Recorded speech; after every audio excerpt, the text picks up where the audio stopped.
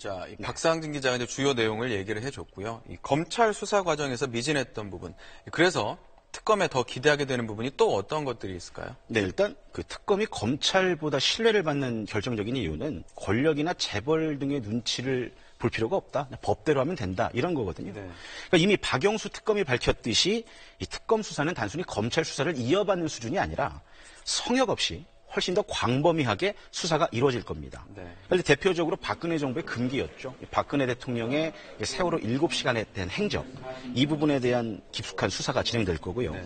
또 김기춘, 우병우로 대표되는 청와대 비서진들의 전횡에 대한 수사도 본격화될 겁니다.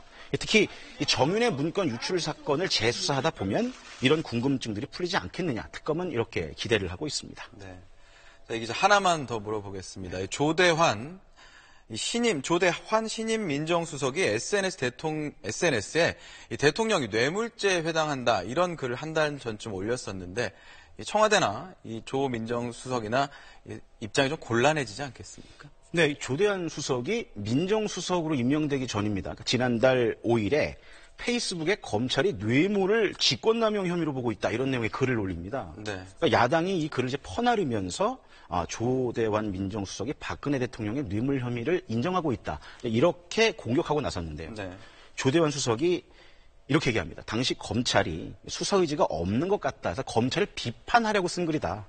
대통령의 뇌물 혐의를 인정했다는 건 잘못된 해석이다 이렇게 반박하고 나섰는데 네.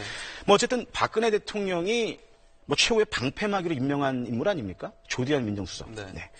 입장이 그대로 유지될지는 특검 수사에 따라서 계속 지켜봐야 할 것 같습니다. 네. 이 기자 잘 들었습니다.